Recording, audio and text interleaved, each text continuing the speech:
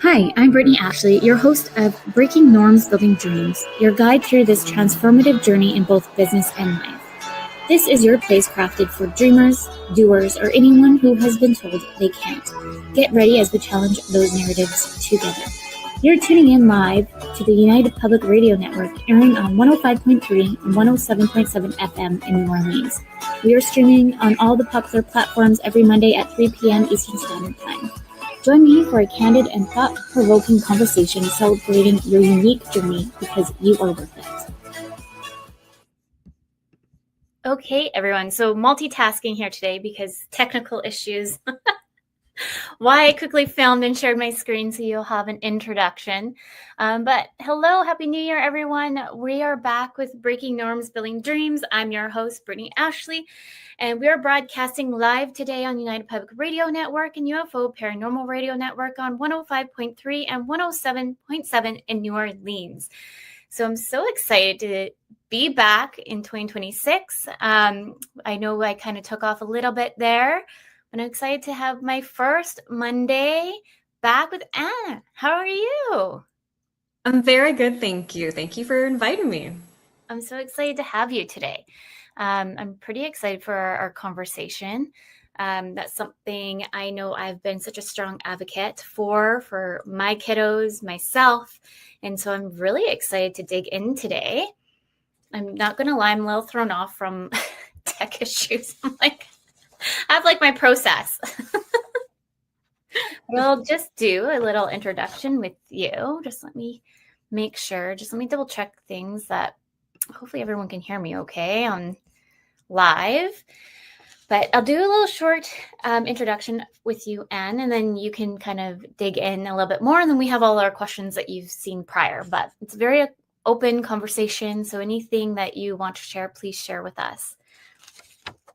So everyone, please welcome Dr. Anne is a national award-winning researcher and co-founder of TRICOAST Education, where she creates equitable approaches to children's language assessments and learning support.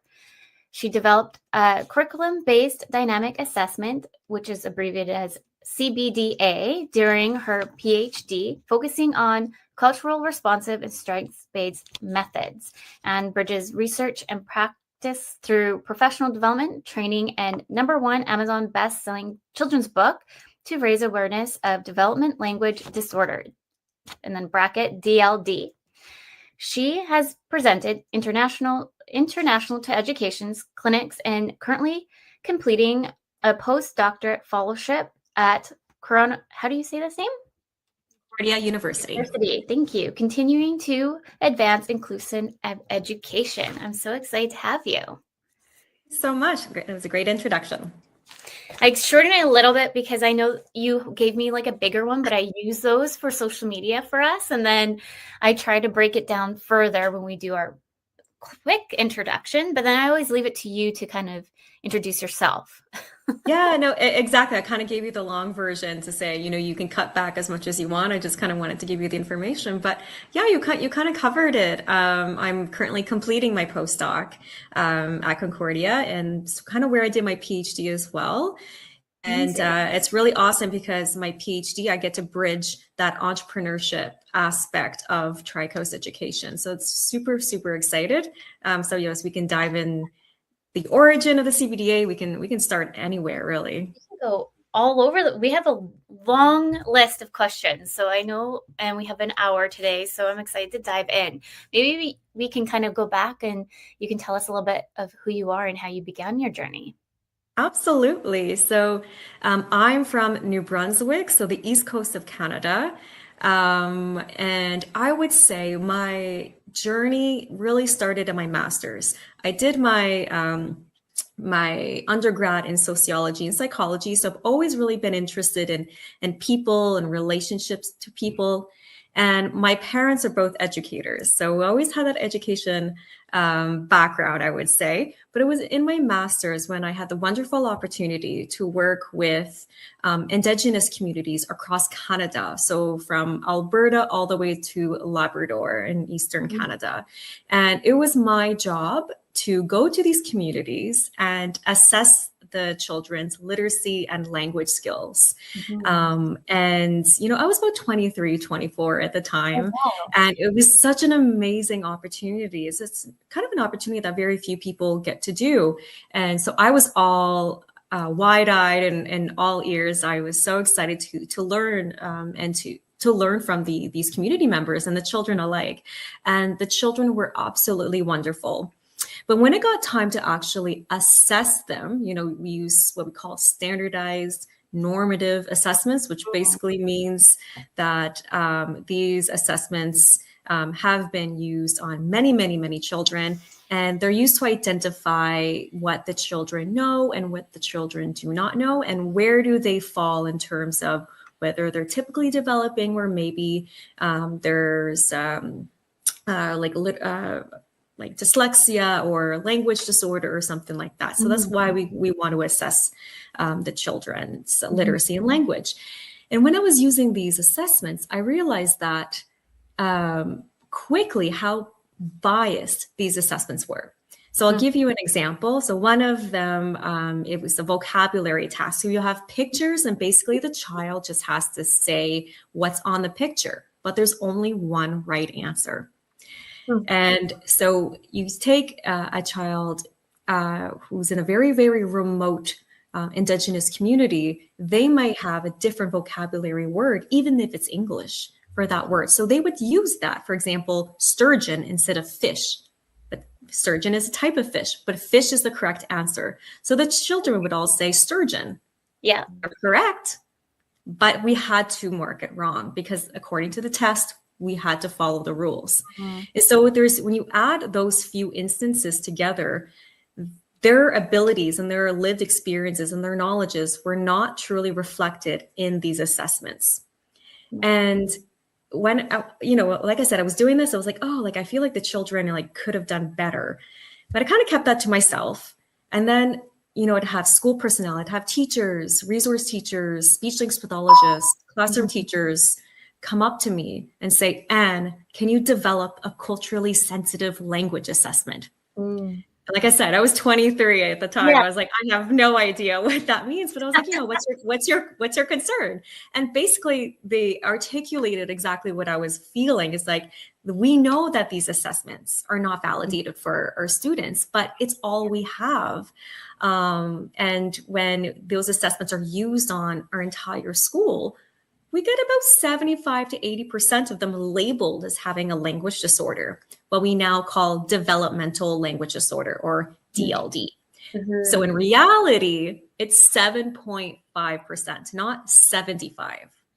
So that is huge. So you think of all the financial resources that the school has to put in for that extra intervention, or the human resources. They have to hire more people for this intervention, or the classroom teachers who have to deal with various needs. But in fact, it's not because they have a language disorder. It's just they have different lived experiences and cultural norms that are just not reflected in the assessments. Yeah. And that kept popping up, community after community after community, whether they were Cree, Dene, Ojibwe, Wolastoqey, it was everywhere. And I was like, okay, I think there's a need here. If, these communities don't even know each other and it's the same issue that's coming up. And in conjunction, I was also working in the public school system as an educational assistant in 2016. So in New Brunswick, we had our first wave of Syrian refugees. Now, if anyone knows New Brunswick, it's quite a not a very diverse province. Diversity means you're French. So when we first had a first wave of Syrian refugees, the schools, they were scrambling. Like, what do we do to really support these children who are coming to school not knowing French or English? So I was working with some of these students, and you know what? Some were high flyers. They picked up the language so quickly. They had no problem, but some of them were struggling. And I said, well, what are we going to do with these? They're frustrated. You're trying to teach them. You're like, there's a barrier to their learning. Like, what's going on? And I would give this concern, and they would say, well, we have to wait and see. I was like, that did not sit well with me. I was like, I'm not going to wait till these poor children fail across the board and then act. So I was like, okay, so it looks like the Indigenous communities were being over-identified with developmental language disorder, while in the public school system, they weren't using those assessments because they know they're not validated for them. So they just do the wait and see approach. So they're under-identified. And so you get, anyone who doesn't really speak English only as a language, that's a big population. That's a lot of people. Those assessments are not truly validated for them. So that's what really motivated me to do my PhD. So I went to Concordia in Montreal under the supervision of Dr. Diane Pesco, and she's wonderful speech language pathologist. And she worked a lot with Indigenous communities as well, and with assessments. So it was a perfect fit. And it was her that she kind of put it in my mind, why don't you look at a dynamic assessment? And I had never heard of that. So I start reading about it and I said, my gosh, the answer is here. The answer is in research. It's dynamic assessment. It's not those standardized assessments that I was talking about. It's dynamic, which means that you don't really look at what the child can do versus can't do. You're looking at their potential to learn. And that's a completely different approach around assessment. And so I was thinking, my gosh, like, why isn't this everywhere? Why isn't, how come this is really only in research? And there was a few limitations as to why. So I said, if I can turn around and take those limitations, it takes longer to assess. Learning potential, what the heck is that? And how do you measure learning potential? It's such an abstract concept. So I try to make it as objective as possible. I try to make it as easy to really work with the child to identify their potential. And so all these things, I try to make it as easy as possible. And then I tested it. I want to see, hey, did it work? And it did. It was able to distinguish children who were typically developing in language versus the ones who actually did have DLD. So that's kind of where the origin of the curriculum-based dynamic assessment, or the CBDA, came from. Amazing. How did you always think that that's kind of like the journey that you wanted to kind of go along? Because it sounds like you kind of did like assistant work at school, but then you kind of saw the gaps in between and followed this journey. Yeah. If you were to ask me in high school, if this was what I was going to do, I said absolutely not, because I think like most teenagers, you don't want to do what your parents are doing. Yeah. So my mom was a resource teacher. So working with children with different needs. And my father was director of assessment and also has his PhD in education. So it's like I end up being a mirror of my parents. But the more I was working in this area, the more, like you said, there was a gap. And I kind of took it upon myself. I was like, you know what, this gap needs to be filled. If I don't do it, yes, someone else will do it, but when? And you know what? Children are struggling right now. They've struggled for years. And I'm a person that I always want to help. I always kind of see the odd duck and I want to help them. And so I was like, all right, there's a gap that needs to be filled. Let's do it. And it was a lot of work. It was doing it during COVID, which made things very, very difficult, especially working with children, a lot of restrictions around that. So it actually delayed me a year. So if anyone did their PhD, it's a mental load. So during COVID was a whole other thing, but that's a whole other story. Yes. Well, too, I think maybe it helped you when your parents were doing it, because it just fascinates me now that there's all these different career choices out there that I wish I would have had like the opportunity to understand it so much more in the high school setting, because they're like, okay, you're done now, go off. And it's like there's so many different avenues that you could go. And so having your parents probably just in that kind of realm, you could kind of see a little bit more what they do. And for those just listening, like I do have dyslexia, and I was in a learning disability class. I never really liked the name of what they chose for that, for extra support. And I always wondered, like, I guess because I was going through it, I never even put two and two together of what kind of support they're actually helping me with in a way. It was just felt like it was like, oh, like, because I got classified as the dumb kid. So go into this class because X, Y, and Z. So I think if I would have had like another version to look out, I'd probably been like, oh, I would love to do this too, because I am such an advocate on getting assessments and just making sure that we really support kids in different levels and like figuring out at the end of the day, what is your strength? And it's okay if you have a weakness. So let's just kind of build a team together to make sure that you are successful in school, because school is hard.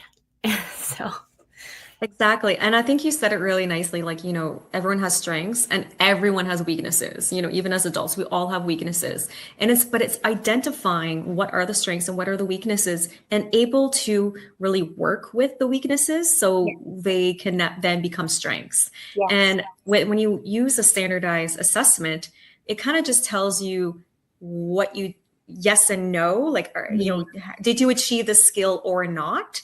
But in fact, we know that learning is a continuum.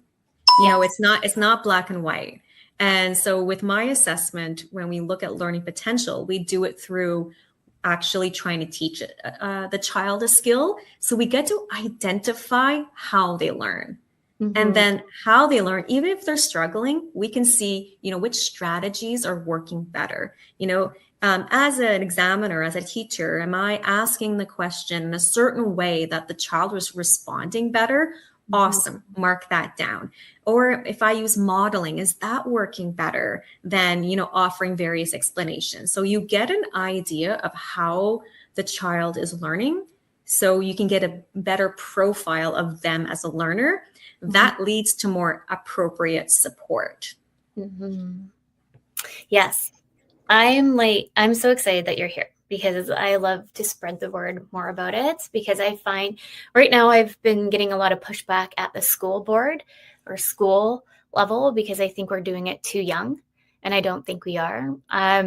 Personally, for someone who's had their own assessment as young as age 6, and now my one kiddo's turning 8, I feel like we're at the right point right now to see the different levels of extra support that we can make sure that we can really like give her in the school district. Because if, for anyone who doesn't know, usually you have to have a written letter if you need extra support, maybe in the examinations. Like I got super distracted in doing my exams, so I got doubled time. So depending on what the exam is, I was given double time to write my exam. I was allowed to go in a separate room, and depending on the exam, they had it written in there to have it like read to me if I choose to, or I can just do it myself. And then when I moved into university, it was neat because you actually had programs to read you the exams. They're probably a little bit more advanced now, but I don't know. I remember this big computer. It was like, I felt like I was going in a spaceship. But I really like that you touched upon like early intervention, because ask any specialist, early intervention is key. Children, we do have a critical window, and if you can really identify their needs, especially if it's a disorder, for anyone out there, disorders do not get better with time, and they get better with intervention.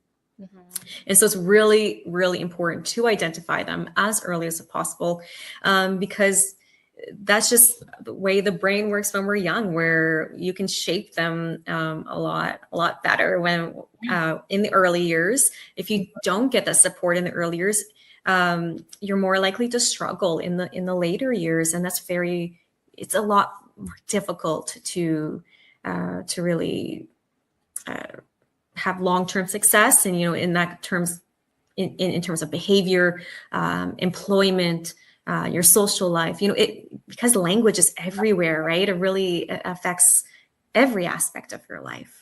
100%. Maybe we can dig in a little bit of really what is development language disorder, DLD, because I know when I met you, I was so fascinated about it, and I learned so many things. So yeah, DLD is known as the most common disorder no one has ever heard of. So it stands, like you said, for developmental language disorder. So it is a brain-based disorder, which is why it stays with you for life. It affects your speaking, your expressive language, and also your understanding, so your comprehension.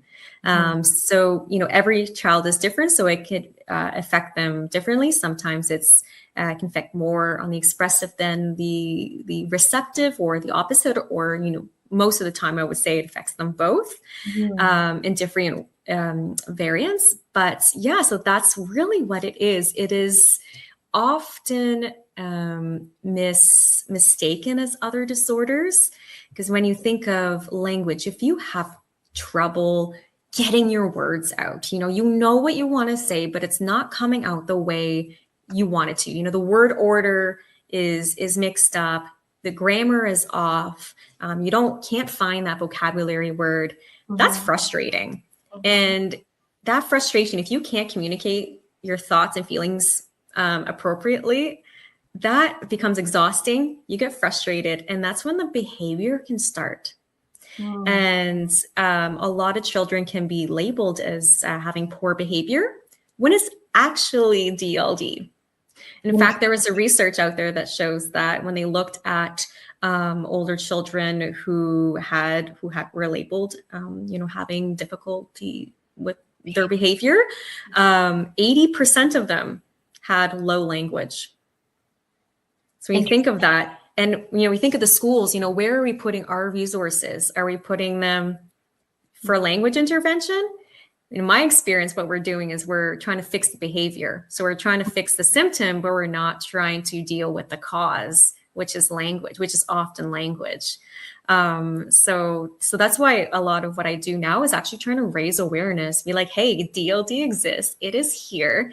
And then it can also be masked as dyslexia.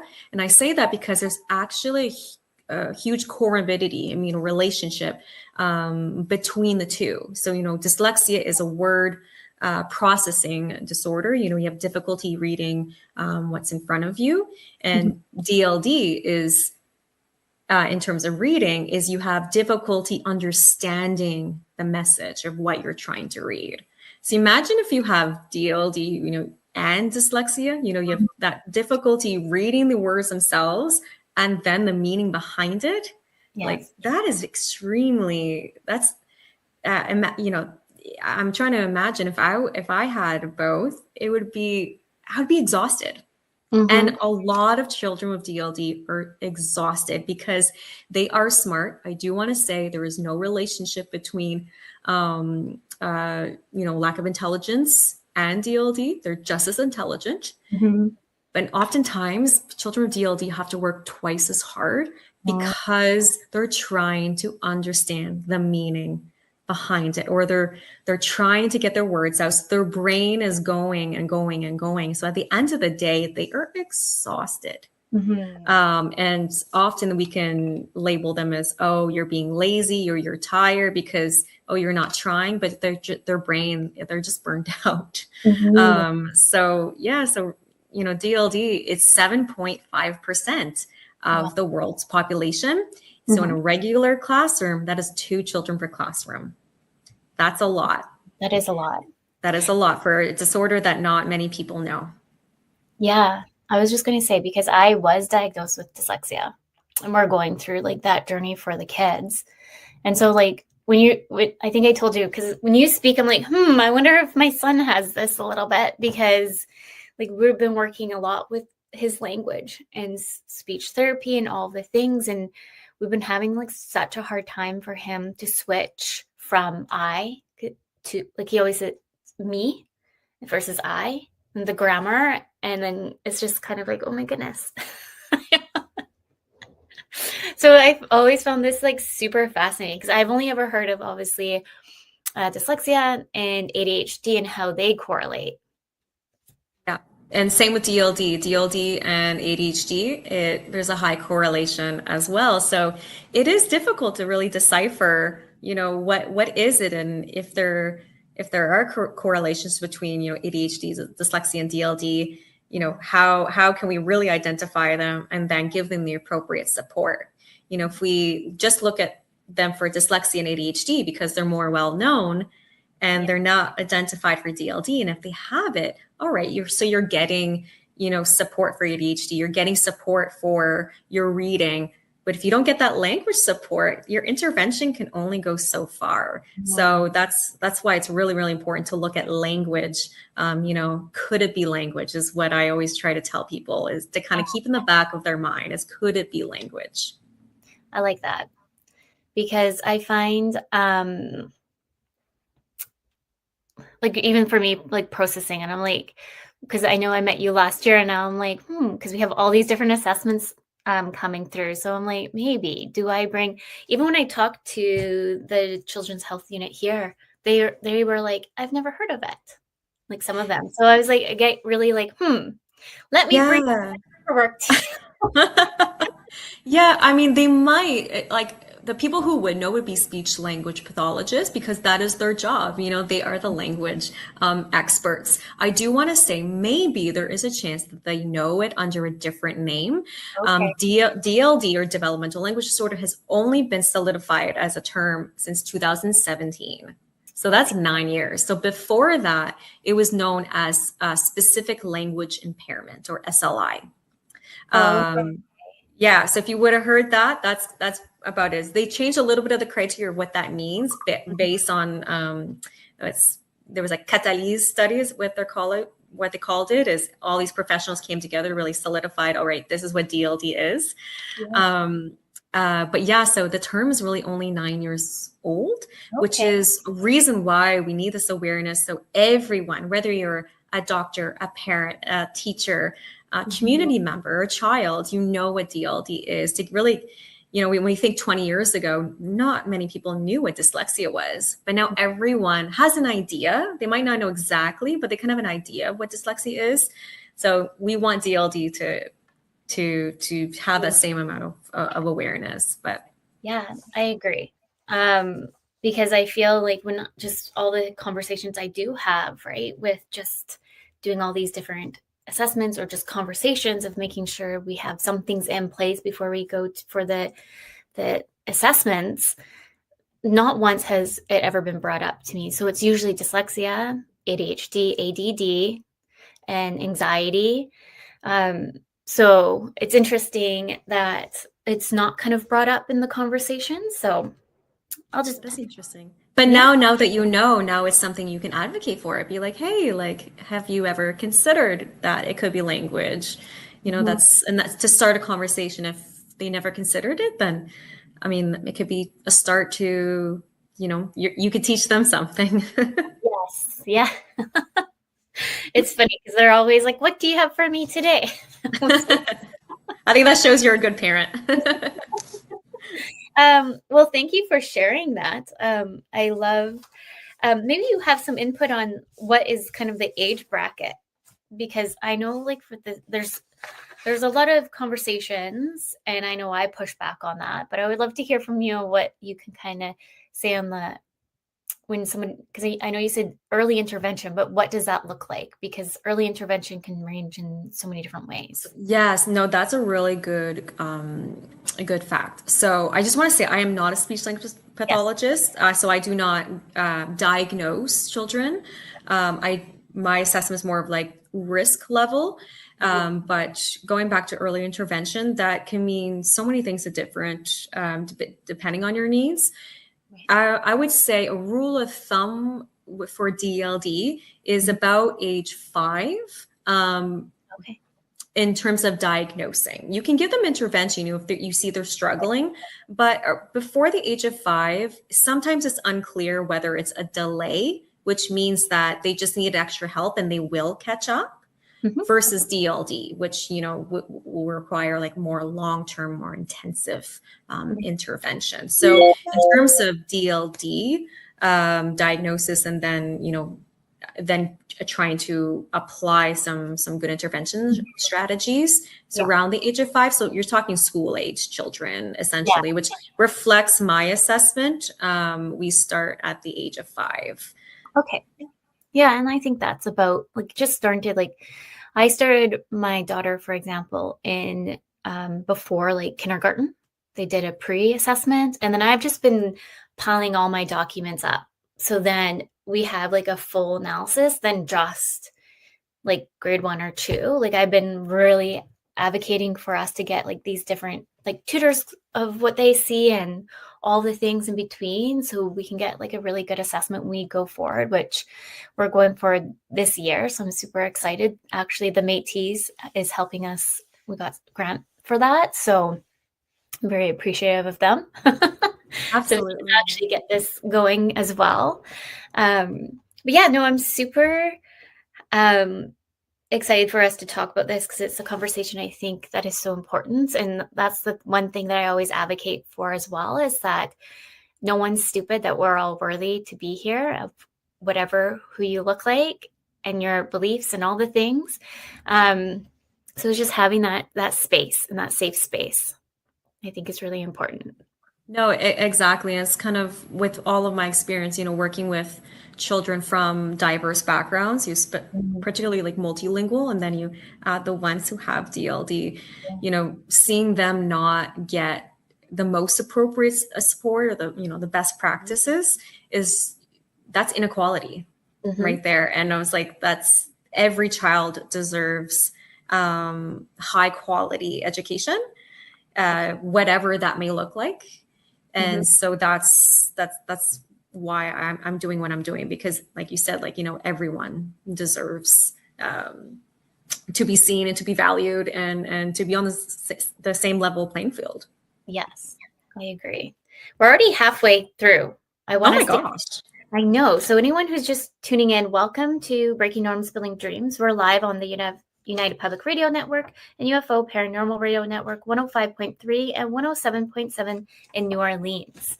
I told you it would go fast. See, I haven't even looked really at the question. But maybe you can talk a little bit about what you do offer at TRICOAST Education, just so that everyone can understand there. And I know you have your books, so I want to make sure we make room for those other ones too. Perfect. Yes. So after my PhD, when I was like, okay, I have this assessment. Now, what do we do with it? I knew I didn't do this PhD in vain. I wanted to do something to give to others. So we put the assessment on an online platform, and we translated and made sure it was validated in French. So all of our offerings, whatever we do, French and English. And so now with the platform, it allows me to train speech language pathologists and resource teachers on the assessment. So we give them training, live training, and then they can go in and use the assessment with the children or students that they think would benefit from the assessment. And after the assessment, the platform spits out a PDF report suggesting, are they at risk for DLD? How do they learn? What strategies are best? And also qualitative comments that can help guide intervention if that's what's needed. So that's kind of the gist of it on the platform. We also do professional development, so we can work with school districts or school boards throughout an entire school year, so we can help raise awareness for the entire school personnel, and then also work with the people that we train. So like I said, the speech language pathologists and resource teachers, provide them professional development throughout the school year. So that's something else we do. And then we also do workshops. So we can, either on Zoom or in person, we can go in and, tell or discuss developmental language disorder with school personnel. So a lot of it is awareness alongside the assessment piece as well. And yes, the books are part of it as well. Yeah, please share more information about your books. I knew about your books, and then we drifted away because it was such a crazy 2025. And then when we were going back and forth, I'm like, oh yeah, I forgot about those books. Yeah.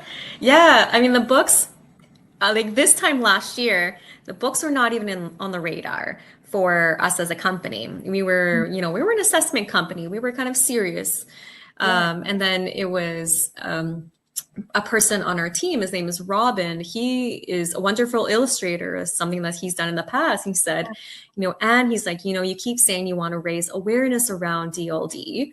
what better way than children's books? You know, they're so tangible, they're accessible to everyone. Everyone loves a children's book. So why don't we create books that have characters with different facets of DLD so children can see themselves in a book? And it's just like a fun story.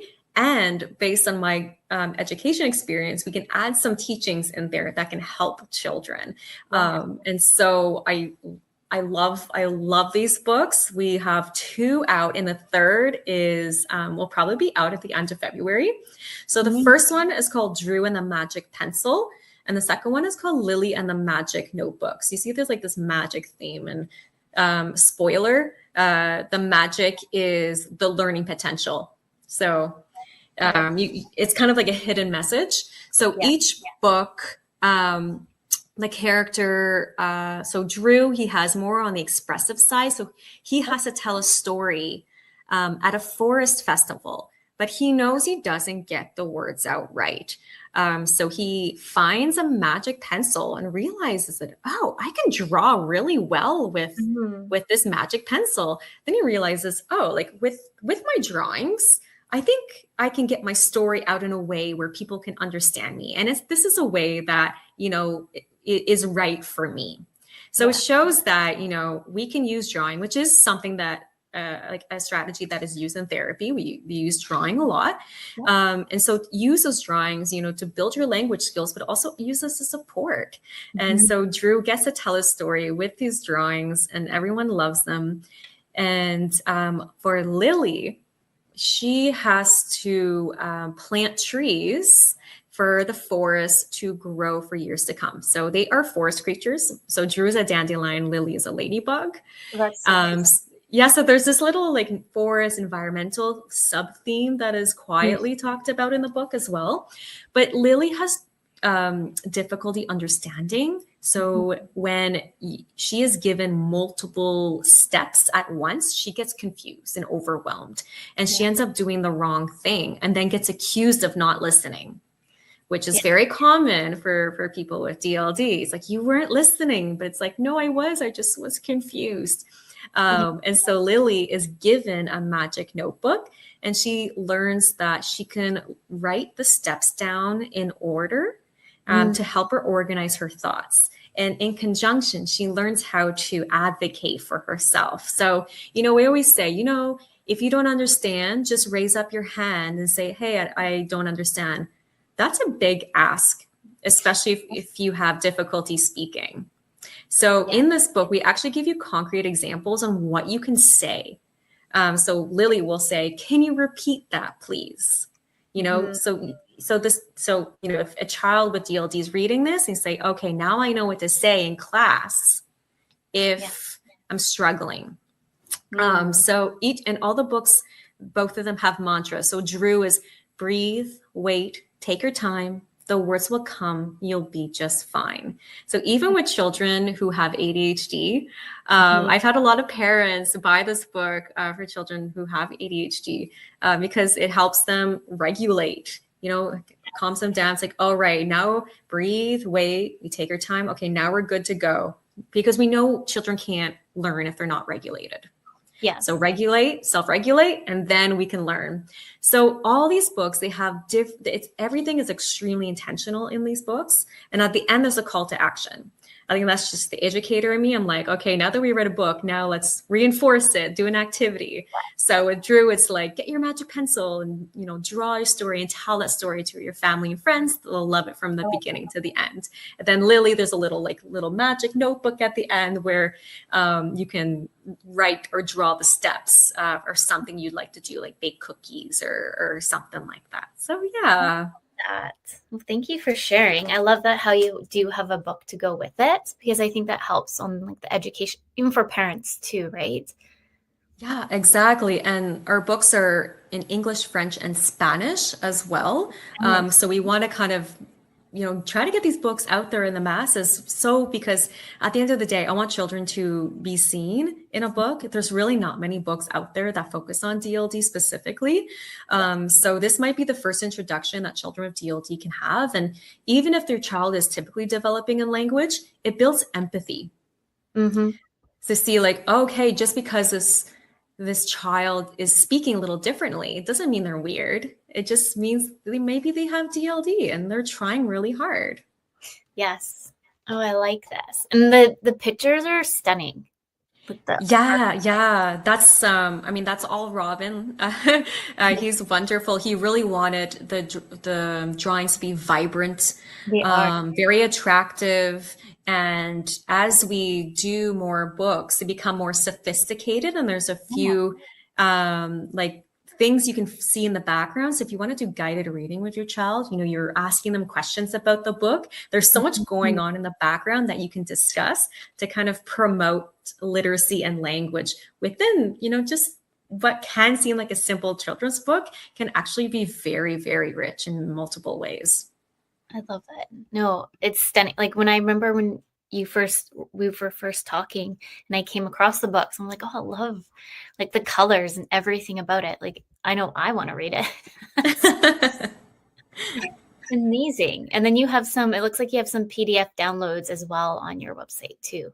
Yeah, absolutely. So again, it's that educator in me. We have parent guides and teacher guides, about 2-pagers, so very manageable, that you can download on our website if you have the book. So we have one for Drew, one for Lily. And so it talks about, how to introduce the topic of developmental language disorder with your child, in a child-friendly way. And then also some questions that you can ask about the book. If you had a friend like Drew, what would you do if they were struggling to get their words out? Just to have a nice conversation around it. So yeah, those are absolutely free to download on our website. And yeah. I think it turned off when I was sharing the screen. Amazing. Well, thank you so much for sharing your books. I'm so excited to actually dig in and read it for myself. And I'm going to share it with some of the individuals that I already work with, because I've been at the Queen Alexander for, it's kind of crazy to think, but almost 8 years, to be honest, with both kids. So I always like to share things that I've learned along the way. So I'm excited to kind of like pass along the books too with them as well. And anyone listening, go take a look for sure. Yeah, they're on Amazon, or if you can order them at your local bookstore as well. Amazing. I know you have a great team behind you as well. Did you want to share a little bit about your team? Yes. I always get smiles when I say this, but TRICOAST Education is a father-daughter duo. It was actually my dad who came up with the concept of, hey, let's put our heads together and start a business. I never thought I'd ever end up being in business. So he kind of gave me that push and the idea of, let's put the assessment on a platform and make it easy for the users. And so we work really, really well together, I think, because we have similar experiences. And so that's been really, really enriching as well. And he's worked in the school system as well and for international committees as well. So he has a lot of experience that really helps me, with whoever I'm talking to, whether it's a school administrator or a government body. And he really helps me out with that. And he's bilingual as well. He's from Quebec. And Robin, he's kind of a multimedia design expert. He is kind of he designed our logo last year. So everything in our logo is extremely intentional, with the little speech bubble to the light beacon, everything, or kind of ocean, a TRICOAST. When you think, well, what the heck is TRICOAST? TRICOAST Canada, we have 3 coasts. We have East, West, and North. Yes. And the reason behind it, behind the name, is that, when we think of Canada, we like to consider ourselves as inclusive, welcoming, we take care of each other. And so those are the values that we like to, that we have are very, very dear to our heart at TRICOAST. And that we like to, coast to coast to coast, TRICOAST. And so whenever we have anyone who come on board for TRICOAST, whether it's just a quick internship or an employee, we always ask about their values, because we want people who work with us to have the same values as us. Because we know, when we are passionate and care about the same things, we know that we'll work together. Yeah. And so, yeah. I love that. Well, thank you for sharing. It's interesting. When I went to school, I couldn't learn French for the life of me. Like, I tried so hard to learn it and I couldn't compute any of the language. So I know here, like over in Ontario, like it's usually like, yes, learn French kind of push. But here I feel like it's so a different, like we were supposed to learn it, but it's a little bit more of a different dynamic. But do you see that that's also a struggle with language? Yeah. Usually, if you are like typically developing a language, you can learn a second language. Of course, we all know the earlier you learn a second language, the better. It is hard to learn languages when you get older, especially as an adult. But if you are struggling with language, and dyslexia is part of that as well, because if you have a difficulty trying to read in your first language, you're going to struggle in your second language as well. So that just makes language learning more difficult. I think a big part of it is also exposure. For me, I was extremely lucky. My father's French, my mother is Anglophone. So okay. I always speak and always spoke French with him, and always English with my mom. And I grew up in a French school because I lived in a more English community. So I was very much exposed to both every single day, which helped me from, the very beginning. Especially, in more Anglophone communities, if you're learning French, you're really only learning it in isolation in that school context. Yeah. So, the scenarios and the language you're using is probably more academic anyway. Is it really relevant to, you go out with your friends or go out in the community? You're like, oh, wait, the French that I'm learning at school is a bit different than everyday language. And so that is a struggle when you're not exposed to the language in various contexts. So that itself will make it more difficult. Yeah. And even too, like, we only have one French immersion school here, which is probably not normal when you go towards Ontario. Quebec, Yeah. And in New Brunswick, it's, we're the only official bilingual province. And so it is an expectation that, not an expectation, I shouldn't say that, but I would say a large majority of students are in French immersion. I was in full hardcore French. There's no English. We were not allowed to speak English at all. Wow. Yes. It's so funny to look at different provinces and how that's kind of so dynamic and different in different ways. Like, and even to here, like, you're not even guaranteed to get in because of how much of a wait list it is. So, and it's just interesting to see like the different provinces and how it's all slightly different. Oh yeah, absolutely. Yeah. We're almost nearing time. I really want to ask, what legacy do you hope to leave behind? I would say there's kind of like two different things. I think on more the DLD education assessment side, I would hope that every single child, regardless of your background or language, you can come to school and get appropriate support as early as possible. So if I can help with that in whether big or small way, who knows where TRICOAST is going to go in the next few years. But if I can make a difference in that, then that would be the most wonderful thing. On the more business side of things, being in ed tech, there are so few women in ed tech entrepreneurs. I think we're like 7% or something. It's a very low number. So maybe not right now, but I feel in a few years, I might feel a responsibility to kind of, help, guide or offer advice to other women entrepreneurs who want to be in this space. But to kind of be a part of this space is something I'm very proud of, and continue to ride that wave of ed tech, because amazing things are happening in that space. Yes. I agree. I feel like Because even just for where we have come, how far we've come a great deal. So it's nice to see like your organization opening up and talking about different levels. And we have Dyslexia Canada, for example. So it's just kind of like, I'm so excited to finally like see these pieces kind of come together. And like, I can see you guys collaborating, say, with Dyslexia Canada and all these other great non-for-profits across Canada and some in the States that I probably don't know of.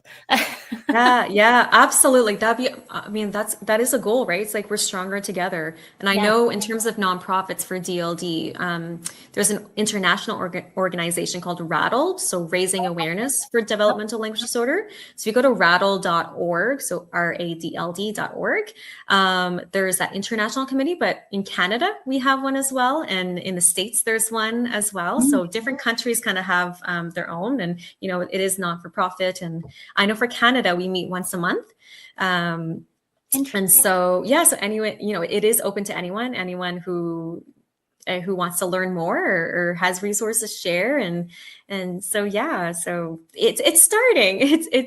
You have to start somewhere, but we're very new. So hopefully it's going to grow. And I think with partnerships with different organizations, we'll certainly help that.